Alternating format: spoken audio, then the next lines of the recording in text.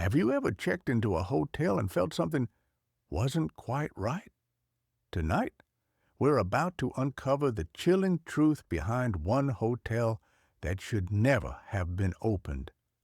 Welcome to the Grand Moonlight Hotel, where the guests never leave and the walls hold secrets. It was a stormy night when the traveler first saw the Grand Moonlight Hotel. Driving through the small fog-covered town, the towering silhouette of the hotel seemed like a lifeline, an escape from the relentless storm outside. The flickering lights of the neon sign cast eerie shadows on the rain-soaked streets as the traveler pulled into the parking lot. The hotel itself was grand in an ancient, faded way, its architecture regal but worn by time. As the traveler entered, a cold gust of wind greeted them, making the air feel oddly heavier. The lobby was eerily silent, with only the occasional creak of the wooden floorboards beneath their feet. Behind the reception desk sat an old man with pale, lifeless eyes, who handed over a rusty key without saying a word. The traveler followed the old man down a long, dimly lit hallway, the wooden floor creaking underfoot with every step. The walls were adorned with faded tapestries, vibrant colors now dull and worn. The hotel seemed stuck in time, its vintage charm hiding an air of decay. As they approached room 217, the door creaked open, revealing a room that looked as though it hadn't been touched in years. Dust settled on the furniture, and the curtains, tattered and thin, fluttered slightly from a draft. The bed, though neatly made, had a certain oppressive stillness to it, as if it had been waiting for someone, anyone, to lie in it. The air felt heavy, almost too still. It smelled faintly of mildew and old wood, a scent that clung to everything. The traveler sat trying to ignore the creep and unease settling over them. Little did they know, this room held far more than just a lingering smell of age. The room was unnervingly quiet, save for the occasional sound of the wind howling outside.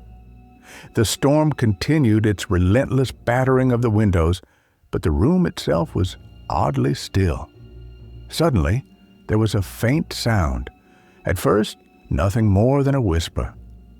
The traveler tried to dismiss it, but the whispers grew louder, more distinct.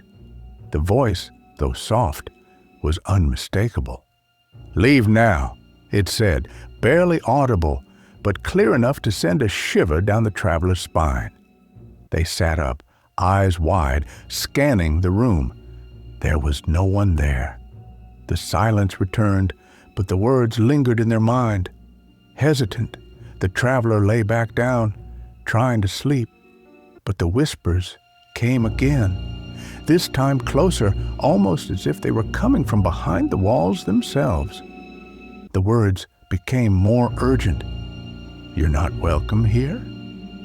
The room felt alive, and the voice, full of warning, echoed in their ears. As the traveler lay in bed, staring at the ceiling, they noticed the lights above them flickering intermittently.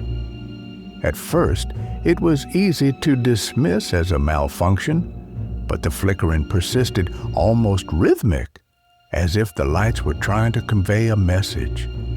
The dim glow of the lamps cast long, distorted shadows against the walls, making the room feel larger and colder than it was.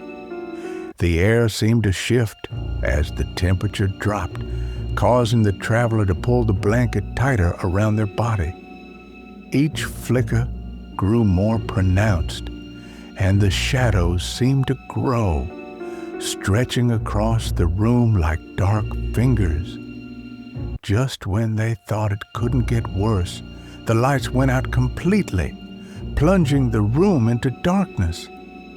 A deep, oppressive silence filled the air, but the flickering light from the hallway outside bled through the cracks under the door, casting an eerie glow. It was as if the room itself had taken on a life of its own, waiting for someone. Around midnight, a sudden piercing scream shattered the silence. It was so loud and raw that it reverberated throughout the hotel.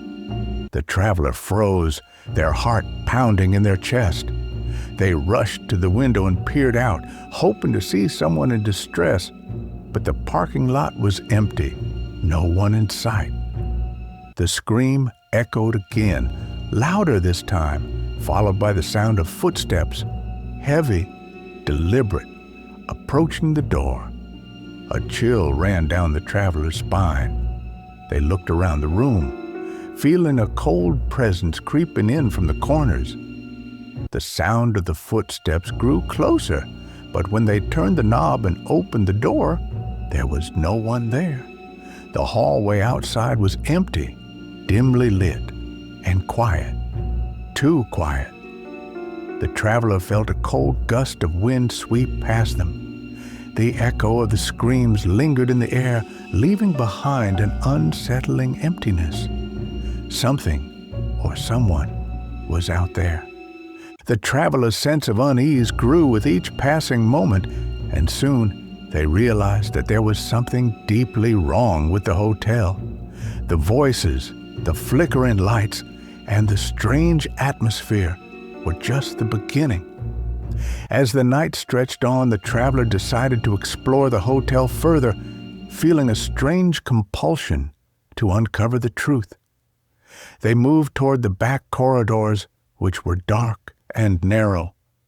At the end of one hallway, they found a door marked "Staff Only," and it creaked open with a single push. Inside was a small, dimly lit office where an old radio crackled softly. The air in the room felt thick, as though it had been undisturbed for years. Suddenly, a loud crash came from the hallway behind them. The traveler spun around, heart racing, but when they turned back, the office door had slammed shut on its own. The traveler felt trapped, alone, and the feeling of being watched was overwhelming. The hotel's grip on the traveler tightened with each passing minute. The walls seemed to close in around them as they roamed the hotel's winding halls. Each turn led to a new, more confusing corridor, none of them familiar. The walls themselves seemed to shift, as though the hotel was playing with their mind. The traveler's thoughts grew fragmented, distorted. They could no longer remember how long they had been there, or whether it was day or night. The hotel was alive, shifting and bending to its will. In a state of confusion, the traveler began to see things. Faces in the mirrors, shadowy figures standing in the doorways, and glimpses of something following them, just out of sight. Each time they turned around, it was gone. The walls, the floor, even the ceiling seemed to pulse with energy. It was as though the hotel itself was breathing, and they were just a small part of its twisted existence. They were trapped, and the hotel would never let them leave. As dawn approached, the traveler stumbled into the lobby, disoriented and exhausted. The once quiet receptionist now stood motionless, his eyes hollow and empty. The traveler tried to speak, but their voice was lost in the heavy silence that filled the room. The front door, which had once been open, now stood shut, locked. There was no escape. The clock on the wall seemed to tick louder, as if it too was waiting for something. The traveler moved toward the door, trying to force it open, but it wouldn't budge. It was as though the hotel itself was holding them prisoner. The realization hit hard. They were the final guest. The ones who had come before had vanished without a trace. The traveler's eyes locked with the receptionist's, and in that moment, they understood. There would be no escape. The Grand Moonlight Hotel had claimed them,